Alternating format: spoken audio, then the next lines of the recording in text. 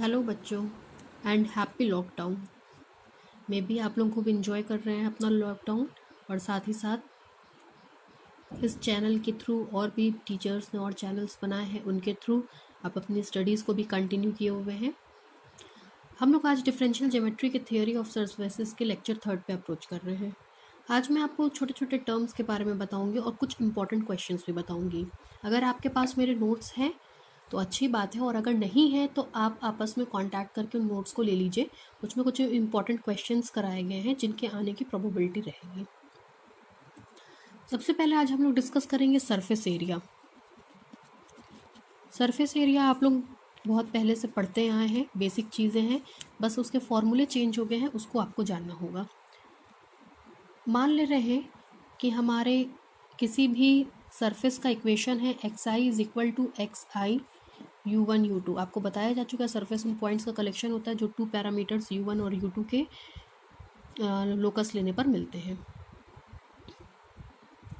ये parametric equation है surface का। अगर इसका एरिया निकालना चाहेंगे तो इसका इक्वेशन होता है s is equal to double integral under root G D u1 D u2। Double integral है, पहले u1 की लिमिट लिखेंगे, u1 is equal to alpha to beta, फिर u2 की लिखेंगे, u2 is equal to θ1 to θ2। ये सरफेस एरिया होता है। मतलब आपको इसमें अंडर रूट जी को निकालना पड़ेगा। अंडर रूट जी को निकालने के लिए फॉर्मूला आपको बताया गया था, कहा गया था सबसे पहले आप x1 निकालेंगे, फिर x2 निकालेंगे, फिर g11 निकल जाएगा, g11 मतलब x1 डॉट x1, g12 निकल जाएगा मतलब x1 डॉट x2, फिर g22 निकल जाएगा मतलब x2 डॉट x2। ये आपको बताया जा चुका है। तब कहते थे कि g का जो फॉर्मूला होता है g is equal to g11 g22 minus g12 का होल स्क्वायर के बराबर होता है। फिर इससे हम लोग क्या निकालते हैं, अंडर रूट जी निकालते हैं। ठीक, फॉर एग्जाम्पल एक क्वेश्चन मैं आप लोगों को दे रही हूँ, मैंने कल कराया भी था मगर क्वेश्चन सुन लीजिए। Find the surface area of the sphere x1 is equal to a cos u1 cos u2, x2 is equal to a sin u1 cos u2, x3 is equal to a sin u2। साथ ही साथ इस question में आपको limit भी दी रहेगी कि u1 की value आप लेकर के चलेंगे 0 से 2 पाई के बीच में, और -π/2 से u2 की वैल्यू +π/2 के बीच में। ये क्वेश्चन मैंने सॉल्व कराया है। लास्ट टर्म पे भी आपको इसके बारे में बताया था। अंडर रूट जी इसमें निकलवाया गया था। अंडर रूट जी की वैल्यू ले जा करके आप बस इस फॉर्मूले में रख दीजिएगा और वैल्यूज पुट कर दीजिएगा। फिर जैसे डबल इंटीग्रल सॉल्व करते हैं वैसे सॉल्व कर लीजिएगा, आपको आपका रिजल्ट मिल जाएगा। नेक्स्ट है angle between the curve on the surfaces. Angle between the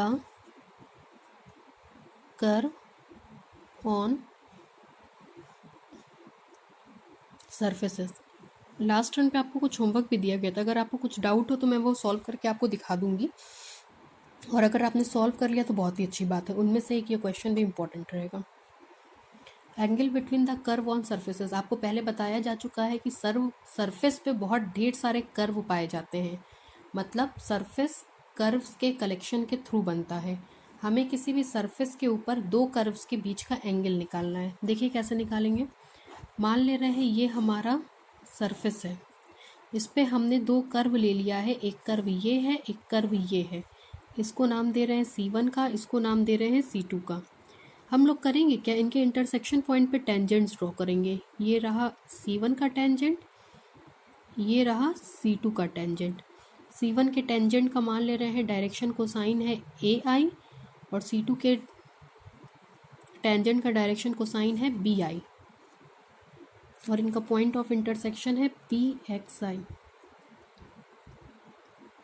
तब कहते हैं हम कि इनके बीच का जो एंगल होता है उस एंगल का फॉर्मूला होता है cos theta is equal to AI dot BI upon mod of A I dot mod of B I. ये फॉर्मूला होता है। एक कंडीशन बहुत इंपॉर्टेंट है, पर्सनली मुझे बहुत इंपॉर्टेंट लगती है, कि अगर ये दोनों कर्व एक दूसरे के ऑर्थोगोनल हो जाएं तो क्या होगा। ऑर्थोगोनलिटी की कंडीशन में एंगल की value theta is equal to π/2 होगी। जैसे ही आप कॉस थीटा की में थीटा की जगह π/2 रखेंगे, आपको मिल जाएगा AI dot BI is equal to 0। AI की वैल्यू XI की वैल्यू से निकाली जाए तो आपको मिलेगा del XI upon del U alpha into D U alpha, पीछे बताया जा चुका है। और इसकी वैल्यू निकालेंगे तो del XI upon del U beta into D U beta is equal to 0। Solve किया जाए तो इससे आपको मिलेगा del XI upon del U alpha del XI upon del U beta, साथ में मिलेगा D U alpha D U beta is equal to 0। इसकी वैल्यू आएगी G alpha beta D U alpha D U beta is equal to 0। मतलब first fundamental form 0 के बराबर हो जाता है। ये बहुत इंपॉर्टेंट कंडीशन है कि अगर आपसे कोई पूछे कि कोई भी कर्व सरफेस पे दो कर्व ऑर्थोगोनल है तो क्या होगा, तो उनके लिए फर्स्ट फंडामेंटल फॉर्म मतलब ds² is equal to G alpha beta D U alpha D U beta 0 के बराबर हो जाएगा।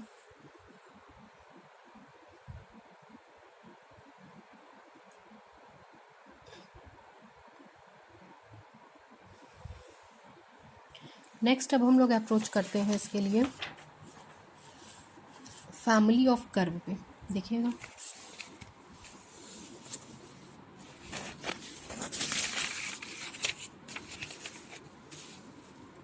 फैमिली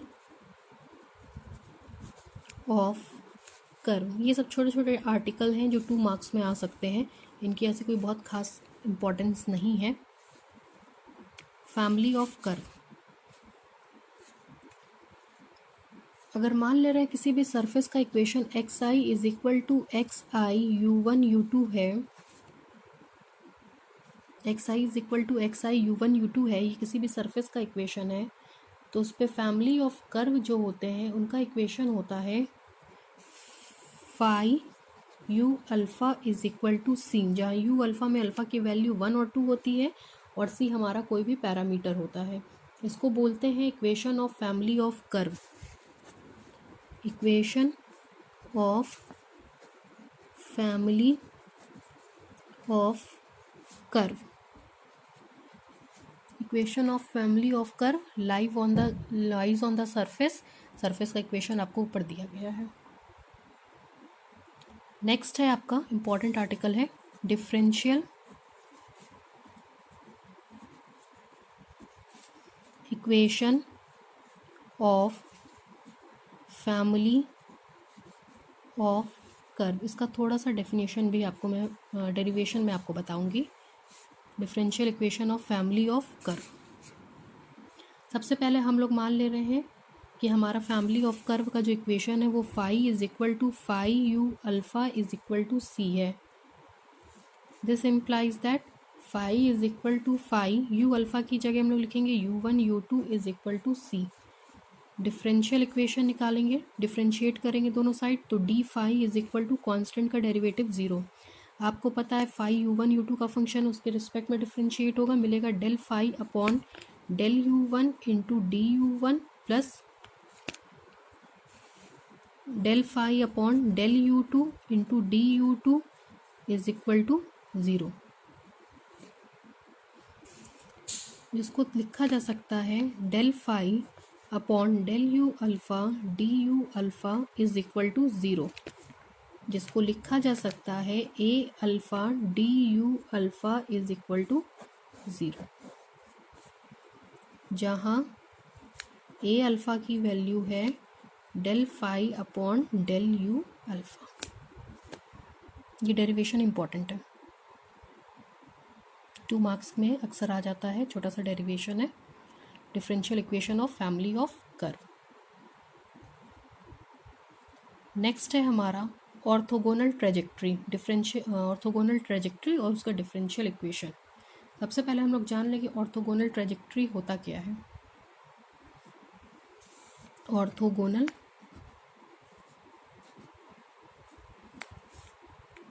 ट्रेजेक्ट्री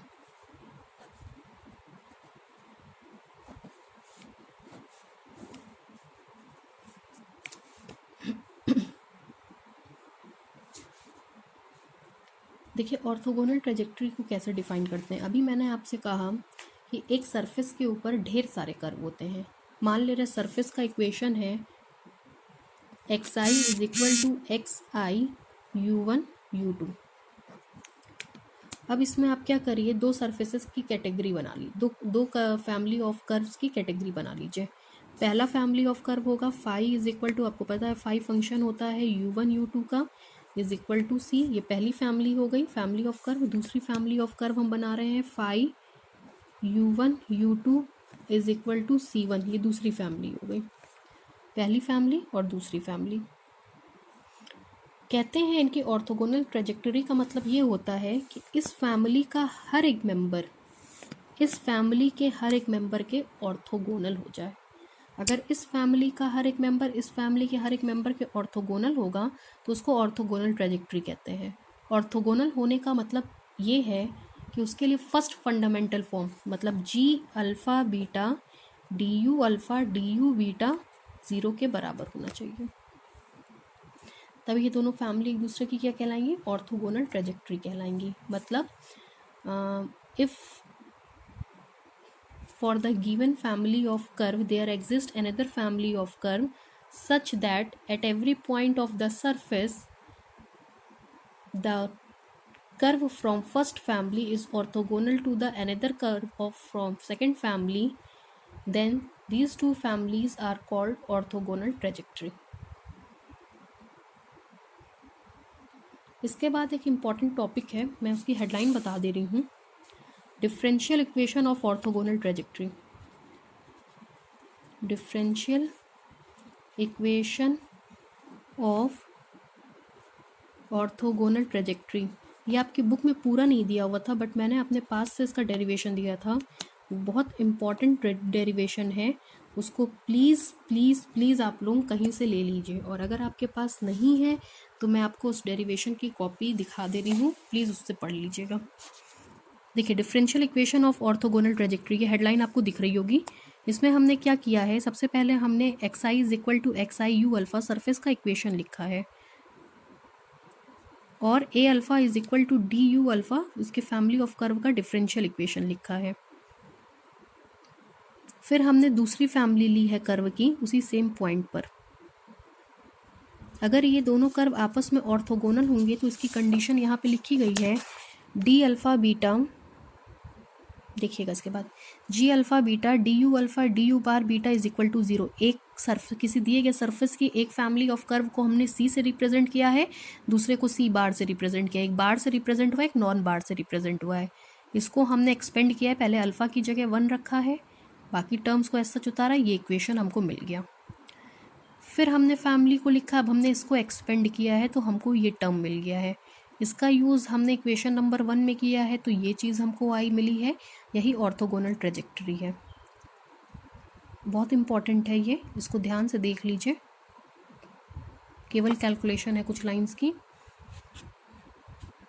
आगे चल के यही इक्वेशन ऐसे लिखा जाता है जिसको वीनगार्टन इक्वेशन भी कहेंगे, इसका यूज़ भी फॉर्मूलेज में होता है। ये आर्टिकल बहुत इम्पॉर्टेंट है, इसको आप लोग देखिएगा।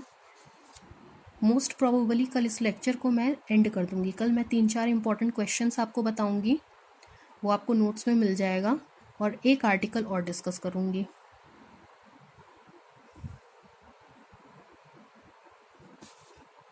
अगर आपको और कोई दिक्कत हो तो प्लीज़ आप मुझे मैसेज कर सकते हैं, और बच्चों को भी कहिए इस चैनल को सब्सक्राइब करने के लिए, जिससे उनका रिवीजन हो सके या इम्पॉर्टेंट क्वेश्चंस को वो भी जान सकें। Please like and subscribe this channel. Thank you and enjoy your lockdown. Utilize your lockdown.